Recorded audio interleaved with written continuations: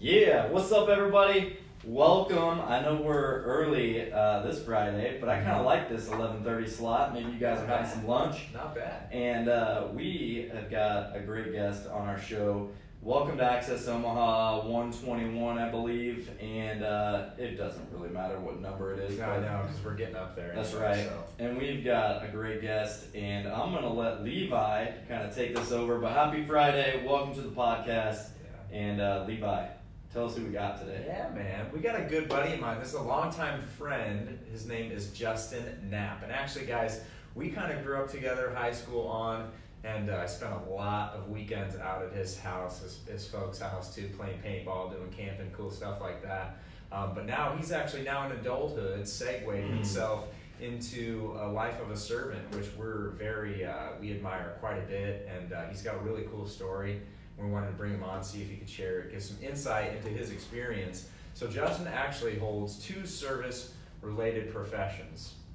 He is a busy man. He's big time. He is a lieutenant in the Army. He's been serving for 16 years. We thank you so much for your service, Justin. Also, he is a detective with the Omaha Police Department. So he's got some really cool insight. We figured we'd bring him on today, hear a little bit of his story. He can't get too detailed into some of the specifics, but get a little bit of a good insight as far as what a life of service looks like, what brought him into the roles that he has now, and what that looks like for his life. So Sweet. Well, let's dig in, Justin. You ready for this? I hope so. So can you kind of tell us a little bit about personal story? Like, where'd you grow up, brothers and sisters, all that good stuff, and any cool stories you might have Oh boy. growing up? Maybe omit Levi from Yeah. stories. Now, Levi's a big portion of it, I think, Yeah. through pretty much all of high school, Yeah. so even through graduation a little bit, so I went to the Army. But I was born in Blair, actually, but then we moved away a short time later. Went to grade school in Omaha for a few years. I think moved back to Blair when I was in first grade, and that's where I finished my education and graduated high school from Blair. I was huge into playing baseball growing up. Played baseball my whole life. Kind of gave it up for the Army. I don't think I would have went on to play too far up the chain, but I did good UNO at one point and tried out when I came back from the Army, and I got cut the last day of walk-on tryouts. At least made it to the last day of tryouts, but there's nothing I would relive or change. Going the military route in Army, it was great. But I have a brother. He's a couple years younger than me. You've met him several times. Yeah. He lives out by us. what's up, Danny? I don't think he's listening. Shout out Danny. He's working hard right now at Cargill. I got a wife, Haley, 2 kids now. It's crazy. One's already 3. What's up, Haley? Yeah. Been too long. We need to hang. She's working from home, but I don't know if she's really listening. She might be. 2 kids now already. It's crazy. The oldest is 3-year-old Olivia, and the other's already about a year and a half. Nolan, little boy. Yeah. Right on. I heard he loves baseball. He just carries a baseball around with him everywhere. Yeah, he's got like 1,000 baseballs. He'll go pick them all up and he yells ball and whatnot. So hopefully he'll go that route also, play some ball. Other than that, that's kind of my life. I live back up towards Bennington, Blair area now, and in the Army National Guard. It's my part-time gig. That's almost a full-time job actually in itself. And then the Omaha Police Department, where I've been there for almost 10.5 years now. Yeah. Wow. It's like a crazy record. It's funny too, like, so moving back here from California, and then of course reconnecting with Justin and stuff, and you know, I think at one point we were hanging out a little bit right after we moved back, and I was like, what do you even do, dude? And you're like, oh yeah, I'm with the police department. I'm like, you're a cop? What? Like, how did I miss that, you know?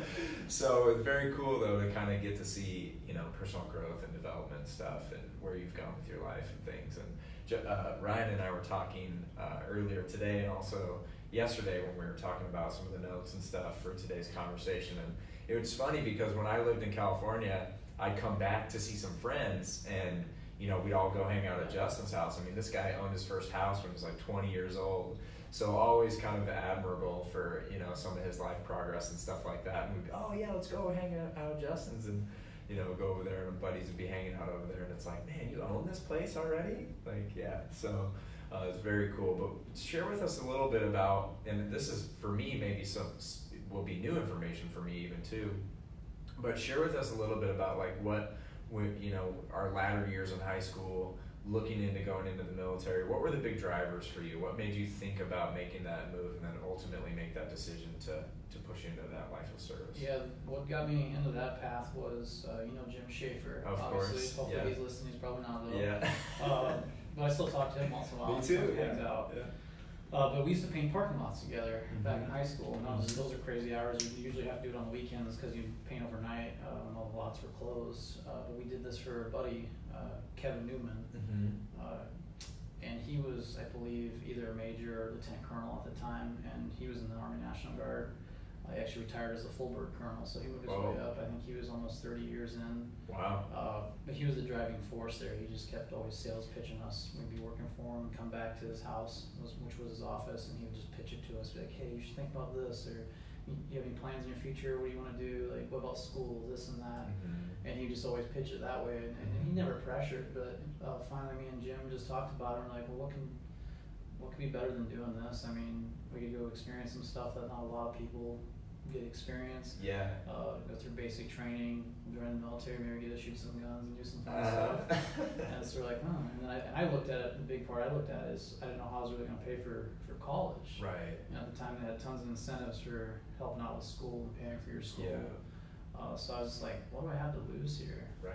Other than my baseball career. Like I said, it's all good. I don't have any regrets on that. But so Kevin Newman talked us in anyway. He said, I'll hook you up with the recruiters. I'll hook you up with everything you do. I'll get you all the resources. And he helped us get in. So me and Jim, I think, went through in processing together, went through all the medical. Yeah. And raised their right hands and swore in the same day. Wow. Which I can't remember the exact day. I want to say it's March 15th of 2003. And then, Can't remember the exact day. Yeah. March 14th and March 15th. Okay. I'm off a day. But, Okay. that was my senior year of high school. We actually did it Yep. when we were still in high school, so I was 17. But Uh-huh. another driving force too is just listening to the news and hearing everything that was going on Yeah, at the time. in the Middle East and everything, and everything was just starting to kick off over in Iraq. So like, what's a better time to do this than now? Yeah, exactly. Do you still keep in contact with Kevin? Oh yeah, I Yeah. talk to him every once in a while. I was talking to him actually probably a couple weeks ago. Okay. So he's doing pretty good. He's actually, like I said, he retired 5-10 years ago now, but Wow. he still paints parking lots. Does he? Mhm. Good for him. He owns the business and he goes out and paints the parking lots. So. Tell us some stories about your military service, if you have any. Anything you want to share? What's like a cool place that you've been, or He's a like, cool experience "What?" that Yeah. Let's think about this. I don't want to say anything bad about the Army. Sure. But, it's just not as fun as some of the other ones. If you go Navy, Air Force, you might like Pat and I remember Pat. Yeah, I talk to him all the time. He gets to go to cool places like Saudi Arabia, Jordan, all these cool places that aren't too bad. But in my career, I haven't gone anywhere too fun per se. But when I was over in Iraq, we were unfortunate enough to be there when they were doing the surge, and we got extended an extra 6 months. Mm-hmm. So I was gone like 2 years straight with like a 2-week vacation in the middle of it. We got to come back for 2 weeks, but once we got extended that extra 6 months, they allowed us like a 4-day pass down in Qatar, Okay. which is kind of in the southeast of like Iraq and Kuwait, down off the Persian Gulf. I got a 4-day pass down there, and we had to stay on a little Army base, but it was pretty safe around there, and so we were allowed to sign up for activities where you go out in the town and go down in Qatar and I hear it. check the area. It's a lot of money, really nice. Wow. It was a sweet time. Got 2 beers a day they allowed you, because all the time you're overseas you can't drink. Sure. So they give you beer tickets every day. You get Okay. like 2 drinks. Might have been a few times I might have got a couple extra tickets from others.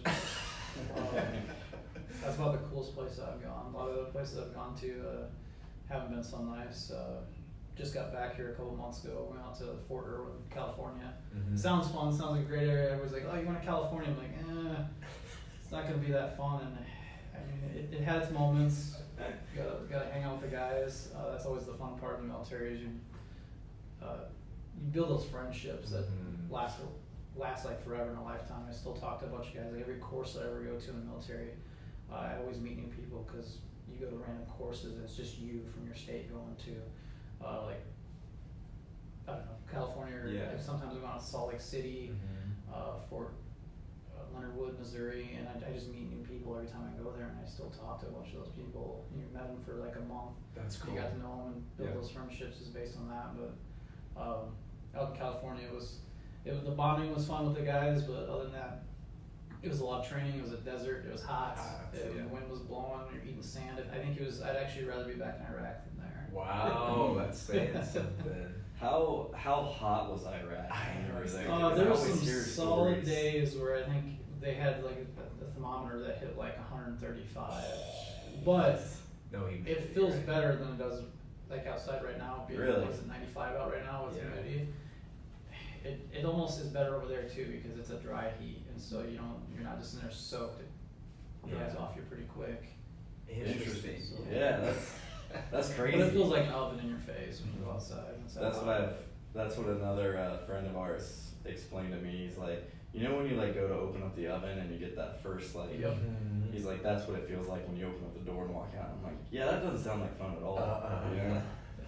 But hey, you were mentioning about, and I hear this a lot, and it's big for us, you know, but when people talk about their military experience, and you kind of hit on it, was the relationships, Mhm. you know, and that's big for us, and I think that's kind of interesting, and was wondering if maybe you kind of hit on it, but maybe go into more detail as far as like just the importance of like that trust and relationship that you get with people, especially as you go on, I'm sure, missions and things like that. Like how do you develop that trust and relationship with those people quickly, especially when you get called out to go on certain missions and things like that? Yeah, I mean, usually you're going to be with those group of guys for a while. Like, so my train up, we did a long train up. Usually it's a lot shorter now.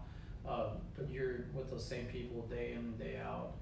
So you get to learn their personalities, how they react to certain situations, and it's all about training. It goes back to your training. You know, like the police department, we do a lot of training, and you just rely on that. It's just like second nature. Then you know each other and how everybody's going to react to certain situations. So, but yeah, it's huge to develop those relationships and kind of know all your people. Yeah, for sure. That's important. Yeah, the relationship thing that you touched on, it's always big, man. And I'm curious about that too. You always hear about a lot of military folks, like it's a brotherhood, right? You build a bond. And when you're over there, that's the focus, right? You focus on your brother, your person, you know, the relationship, the people that you're with, make sure that they're safe, you're safe, and making smart decisions, executing together.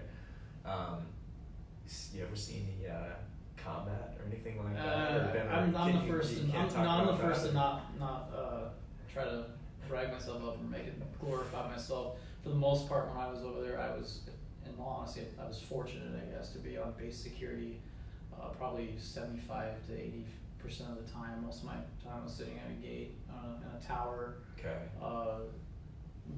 But I mean, you still had some artillery rounds. Are you armed? You're armed, of Oh course. yeah. Yeah. And when you're in a tower, you actually have a big old 50 cal Okay. gun mounted up there. Yeah. That can reach out there thousands of meters. Wow. But they would try to lob mortar rounds at us, and we had a few that hit pretty close.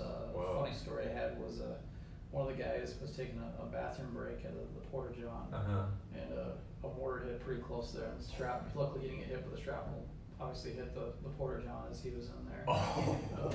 I bet it's scary. That'd be a I bet it's horrible scary way to to poop out. go. Yeah. It's like, hey, how did you pass? I was in the porta john, and that'd be horrible. Yeah, not good at all. No. So yeah, that's good stuff, man. Thank you for sharing some of your experiences there. I guess one thing we're kind of curious about is maybe you want to touch on this, maybe his transition. Yeah. So like, obviously, okay, you leave high school, go in the military, and then you come back to Omaha. So I've got kind of a twofold question too, because I always like to know this because we live in Omaha, right? Yeah. So what was it about Omaha that made you want to come back and serve here? And at what point, if you had a choice, were you in the military where you're like, you know what, I think I'm going to go into law enforcement, and Omaha's the place that I want to do it? Like, how did those two things kind of coincide with one another, and walk us through that thought process? That's a good question. It was probably the last month we were overseas and getting ready to come home. A couple of guys were looking for jobs, and we were all kind of starting to think, like, what are we going to do when we go back? Because you know nothing other than you're on this deployment we were gone 2 years, and you're trying to figure out, well, what do I want to do with my life when I go back outside of the military? Like, what am I going to do? And I really didn't have the greatest idea. I I wanted to fly planes, so I came back and I did go to UNO for like, I was only there for like a semester and flew planes, fixed wing planes. I had about 20 hours of flight, and it was fun, but it gets really expensive too to have a hobby like that. But anyhow, then backtracking, we were just getting ready to come home, and some of the guys started talking about law enforcement careers, and started talking about applying for law enforcement. And I go, you know what, that sounds like a pretty cool gig or sweet job. Like, maybe I should look into that. So a couple of the guys actually said Omaha police were taking applications and hiring. So they were putting apps in. So I started looking into it, did some research, and I was like, oh, this doesn't sound too bad. And I've always lived in the area. I've obviously lived more north of Omaha towards Bennington and Blair area, which is more small town.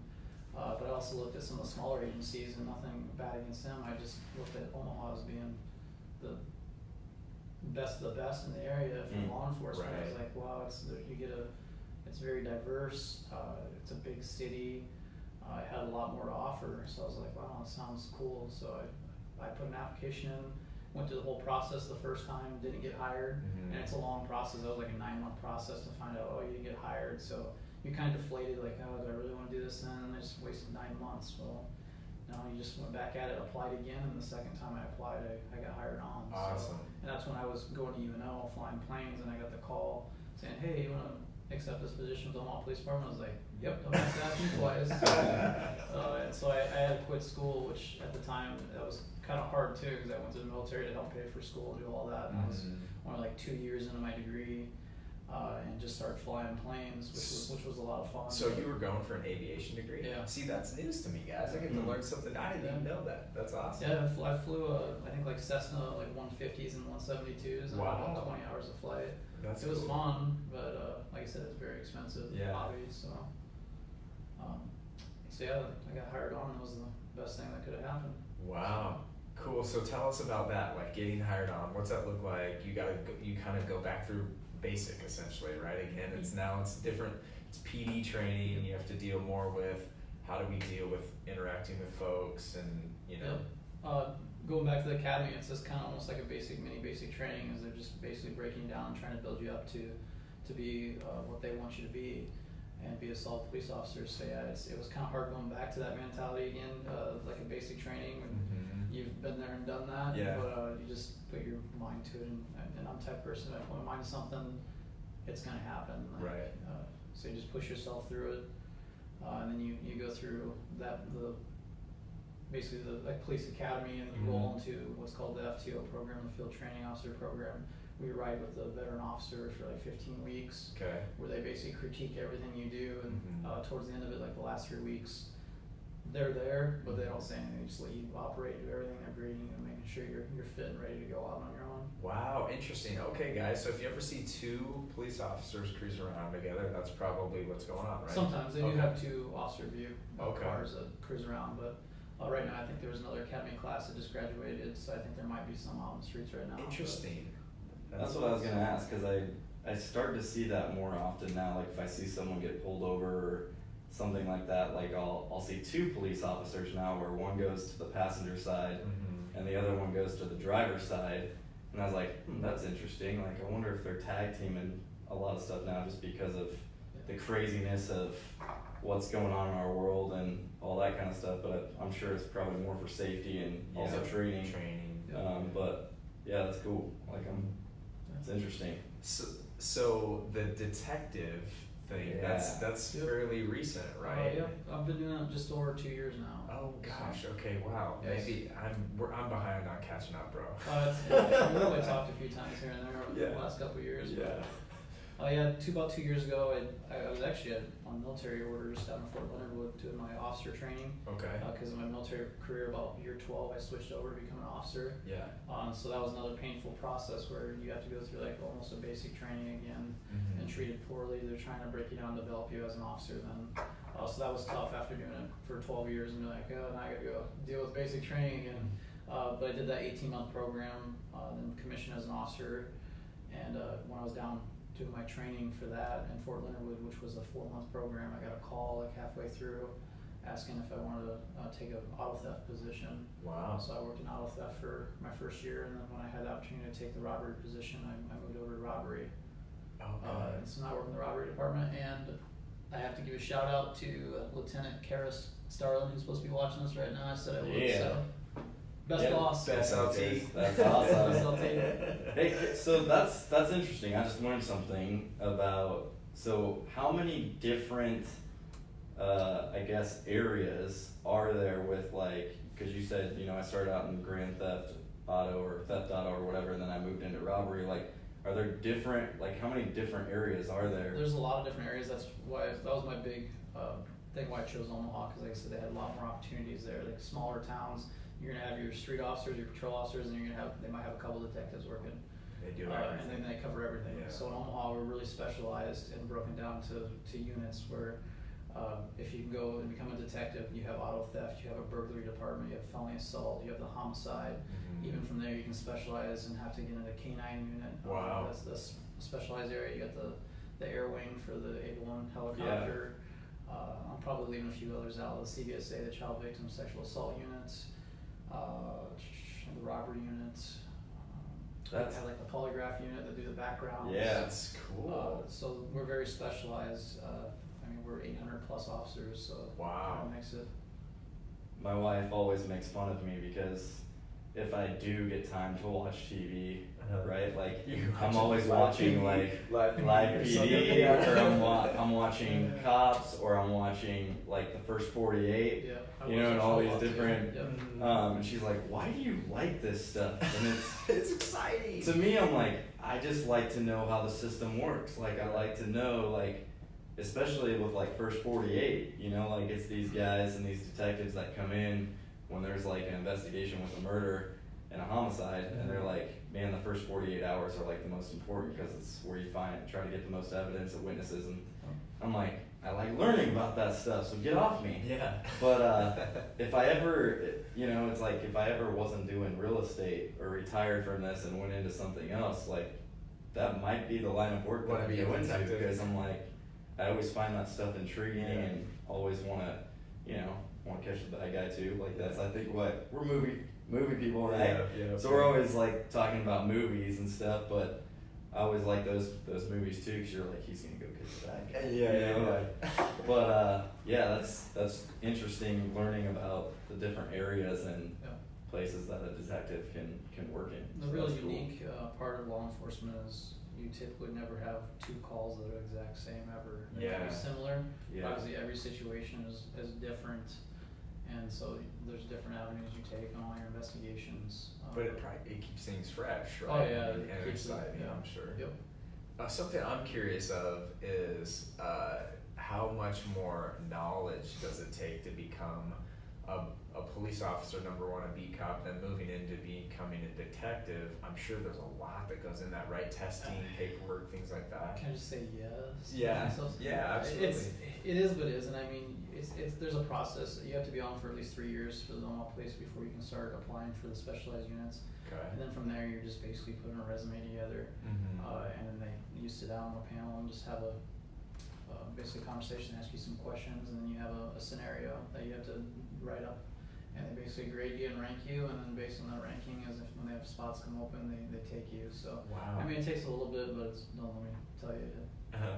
I'm so much smarter than anybody else. So Yeah. I'm not. So He's smart, guys. though. He's smart. He's a detective. He wouldn't be in the position that he's in if he wasn't smart. Hey, I had a thought that came to mind, and as you've moved in and you've promoted yourself into like these different positions, like, is there another like stepping stone for you or something in the future that you're like, yeah, I'd be interested in something like that if it ever opened up? Or are you just kind of getting your feet wet now and like, I'm gonna ride this out for a while, and then maybe if something else opened up, I'd look into it? Like, walk us through kind of, like Secret Service. Is there certain things that like you would be open to or want to do, or maybe I you're don't want to worried put you on the spot you with wanna the be- LT watching No, TV. that's- Like, I'm that's gonna fine. be the new LT. I haven't contemplated that stuff Yeah. before. I thought Secret Service would be cool, but when you're looking at that, like the FBI, looking at you're starting over, and I got a family here, we have a house here. Mhm. I'm content where I'm at. I really like my position where I'm at right now, so I don't foresee that in the near future unless stuff Yeah. changes. But I really like where I'm at. Some of those jobs, we've had a few people leave recently for like DEA jobs and stuff like that, and those are sweet gigs, but then they're bouncing around their Yeah. first several years down in New Mexico and Alaska, Yeah. Yep. moving all over, and I don't have any ambition to do that. I'm content where I'm at, right here in Omaha area. He loves it Omaha. here. The Metro's I been know. good. I know, man. I love it. Tell us something that you love about Nebraska, though, and I mean, you're obviously a Nebraska native, like myself, and grown up here, have thick roots and stuff. Tell something that, you know, something you love about Nebraska, why you would want to live here the rest of your life. Well, I mean, I just like that, even Omaha being as big as it is, I think it's a little more of a friendly community, and you don't quite get the high crime levels like you do in big cities. Yeah. You don't have to fight the traffic. Yeah. But it's still more like a smaller knit community as opposed to your big city life. It's fun to go see those cities. Like we just went to Denver, and it's great. I love Denver, but just too many people. Traffic's horrible. Crime starts to get up there, and it's just it's fun to visit, but not to live. I don't think. Yeah, that's a good point. I felt that way a little bit from my time in California as well. But you know, there's just something about the Midwest, something about Omaha specifically, that just really. Yeah, there's no place like it. I know, we hear that a lot from people. We do. And I would agree. I mean, there's times where, you know, you go on vacation, it's like when you get on the flight back and you're coming back to Omaha, you're like excited Right. to come back home. Yeah. Like, this is home for me. Like, this is it. And as we think about that, we talked a little bit about, you know, where you're at. A question we like to always ask is when you think about the impact, you know, specifically for you, you know, because you're involved with the law enforcement and the police department and things like that here. What impact do you want to make in your community here in Omaha, and the legacy that you personally want to leave behind as far as, man, when I pass or if something were to ever happen to me, like this is a legacy that hopefully I've cemented here in Omaha, and what would that be? You know, what would you want people to say about you and that vision and that passion, or whatever it is that legacy is that you want to leave behind? Yeah. That's a tough question, but yeah. I just look at myself as a modest person. I just try to do the right thing and hope to be a role model for people without really trying too hard. But I coach baseball for I don't know if you've heard of the PACE League. It's Police Athletics for Community Engagement is what it stands for. They have a website for if anybody's listening wants to go to and check it out, but it's like paceomaha.org, I believe. Okay. And it's basically baseball, soccer, football. They do all of those sports for kids, and it's all free. Wow. Charge, no charge at all. And a lot of the coaches are police officers, and we get on there and donate our time and effort towards these kids. And we're just trying to build those community relations with these kids and trying to keep them to make sure they're staying down the right path and doing the right thing, and trying to keep them engaged, playing some sports. And so they get to see the other side of, they don't just look at you as an officer anymore, they're looking at you as more of a coach. Yep. You're not just, this is just an officer, a police officer. So you get to build those relationships again, like we were talking about earlier, with these kids, and try to develop them and try to get them into sports and keep them down the right path and doing the right thing. And again, like I said, it's free. That's so awesome. It's awesome. So parents, like some families I know, can't afford to send their kids to all these sports. Well, PACE offers, like I said, baseball, football, and soccer. Wow. And it's all free of cost. These kids get jerseys, they give them hats, like gloves, like anything, everything. It's all supplied. So it's literally just the parents just getting the kids there to show up. That's so cool. And we get opportunity to coach these kids and develop them. So I mean, I don't really have much of a legacy other than I'm just trying to help develop these kids and The future. show them that there's the other side of law enforcement as being an officer. Now you mentioned like you know, like this stuff is free, but if there were people listening or things like that where they'd be like, hey, we'd love to donate, you know, time or money or you know, materials or whatever resources for them, how could they go about doing that? I would wish I knew a better answer, but I think if you just go to paceomaha.org, you should be able to find links or email address in there that you can reach out to them.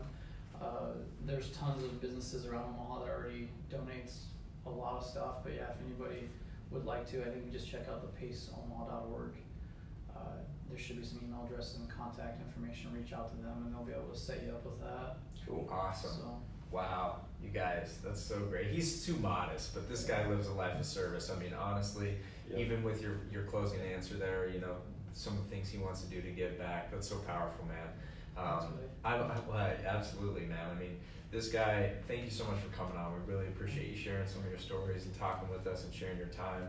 This guy is a gentleman's gentleman. He'd give you the shirt off his back. He's always been a really good friend to me. Thank you for that. And yeah, man, thanks so much. I hope you guys got something from today. I hope you maybe got a little bit of a window into the life of what it looks like. Someone who's moved their way up in the military, moved their way up into law enforcement, and has lived a life of service. This is an awesome man here. Is there anything you can tell our people watching, maybe some other websites to connect if they're curious or want to find out anything more about maybe getting into law enforcement, military, anything like that? Any plugs? I would recommend if anybody is coming out of high school or in high school, or even if you're later in your life and say you had setbacks and you just don't know what you want to do, maybe you got laid off. The military is always a great organization. I'm not going to tell you to go the Army route. It's not bad. You don't see all the cool places and do the fun things like Pat has and some of the other guys in the Air Force. But check out any branch of the service, Army, Air Force, Marines, anything, even the Navy. Check it out because they still have like signing bonuses that are twice whatever, right? Like triple what I ever got. And they have other benefits to include health benefits. Yeah. So that's great. If you're looking to become a police officer, the Omaha is starting to hire a bunch again. Okay. You can go to, I think it's joinopd.org or .com. It's one of those two. JoinOPD, just Google that.